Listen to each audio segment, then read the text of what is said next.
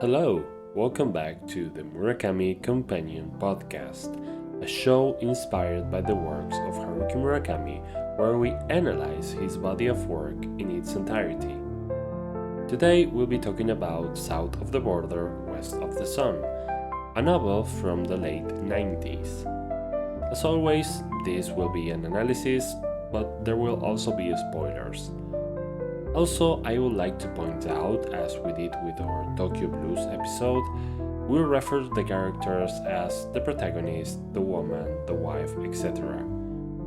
We will avoid names to make the explanation easier to follow.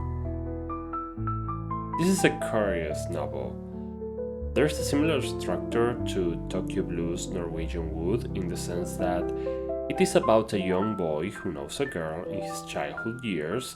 They find each other again later in life. They make an attempt at a romance, but something happens in the end. The protagonist could easily be the same character. It's a man that narrates in the first person, who doesn't really have much agency, but life seems to happen around him and he just goes along with it and suffers the consequences of just going along with it. The comparisons with Tokyo Blues begin and end there. The whole sequence of events and the finale and the meaning of the story, it's completely different. Also, Murakami isn't talking about someone in his early 20s, but a man much later in life who is already married. The story goes like this. This starts with two prepubescent kids, a boy and a girl. They live close by, so they became friends, and they walk together back from school every day. They become real close. The girl moves out of town with her family before any of the two kids hit puberty. We follow his story. He knows something is missing from his life. He knows that if the girl had been there, she would have been his girlfriend. He knew love before he knew what love was. And he grows up thinking about her and thinking about how she will look all grown up. We cut to the future and they are 36-year-old now. He is now a married man with two children. He opens a bar, a jazz bar, his second jazz bar, actually. And for the opening of this bar, he invites all of his former classmates from his old school, in hopes to see the girl again, who should be a grown woman by now, if she is alive. The woman doesn't show up, and all of his childhood friends go, but then eventually they leave the party, and right when no one else is around, she shows up. The woman, the childhood friend, all grown up. I want to make a pause here to point out that this is the moment in the story where most writers would have made the girl somewhat flawed or suspicious, or maybe she just doesn't remember their times together in the same way as him. But no, actually she's every bit of perfection as he expects her to be. She remembers their childhood friendship as well as him, and she grew up with the same feelings that him, that they would have been perfect for each other if they had not been apart. She's not an imposter, she's not secretly evil, there's nothing weird about her. So here the book raises the big question. What happens when you're with someone? If, for example, you're married and you have children, you have a pretty nice life, and then perfection itself comes down from the heavens, like the person you've been longing for since before puberty suddenly shows up again in your life. What happens? What happens if they start having a friendship again? because he is just ready to leave everything for her. So here's the big plot twist. The morning after they spend the night together, she is nowhere to be found. She just disappears. So he goes back home, confesses the infidelity to his wife, and he gets into trouble, but we're told that they talk it out and eventually the relationship with the wife gets better. In the second final plot twist, it is heavily implied that it was all an hallucination, and the woman that we saw all along was a product of the protagonist's mind. One big thing that I deliberately left out of this analysis is that the girl had polio when they were young. A quick Google search told me that polio has a fatality rate of 15 to 30%. If they are 36 years old in the late 90s, there was already a polio vaccine when they were kids, but still it had a high fatality rate. I think this small detail is very important.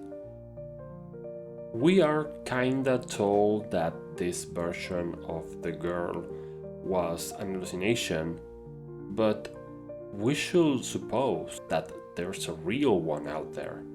Like, if this was an hallucination, the woman he was hallucinating about, she has to be out there, right? Well, rather, we are left feeling that this version, the hallucination, it's all there is. That's why she didn't show up in the reunion at the bar at all. She is dead, or she is implied to be dead. But Murakami is not in your face with this detail. It's a rather subtle and, it might require a reread to catch it. Many people think that this is about a man trying to decide between his wife and kids, his whole life, versus getting what he dreamed of all of his life. And I think that's pretty weird because we always see the woman, the childhood friend, in a completely positive light. We are always rooting for them to get together. Murakami does not try to make us care about the wife or the kids at all. He's not trying to be moralistic here. What I think the book is trying to do is to talk about the nature of obsession and idealization. The protagonist was so obsessed with this one childhood friend, who might very well be dead and buried, that he imagined this whole scenario in his mind during a long period of time. We're told that in his teenage years he pleasured himself with the mental image of what he thought she would look like as a teenager. He has gone so many times back to this memory of happy times that the memory evolved into something else, something with life on its own, completely separated from reality. It's not saying that you shouldn't follow your heart, but to beware. In real life, reconnecting with someone from your childhood might not go as well, because you expect it to be just magic and fireworks, but your childhood friends and your teenage crush, they will grow up to be regular people. But anyways, if she had really been out there somewhere, she would have been just a regular adult. A regular 36-year-old woman, as every woman in the planet, and she will have never been up to the protagonist's expectations. There's another thing, which is we have a mental idea of everyone we meet that isn't the real them. And we have as well a mental image of ourselves that is actually not the real us. And the more a person is detached from reality, the further away their idea of themselves and others is from reality. Now, it would have been really easy to make the woman real, but just really disappointing, and having the protagonist not being able to accept that, to accept her as she really was. But you know what would have been even easier? Making the protagonist a creep. He is not a creep, and that's the most heartbreaking thing of all. His feelings towards this girl, towards this woman, are always real and honest and kinda pure. The part where they slept together is towards the very end of the book, when he has become ready to obsess with this hallucination. But his brain could have just thrown that at the bar's inauguration. They could have slept together then and there. At the point where they meet again, he just wanted to talk and see her. And that's very pure and cute and really, really sad. South of the border, west of the sun is a call to renounce our obsessions, our idealizations of people. To understand that our childhood is gone, and that doesn't have to be a bad thing if you just let it go. And if you don't let it go, it's gonna mess you up. It's gonna mess you up bad.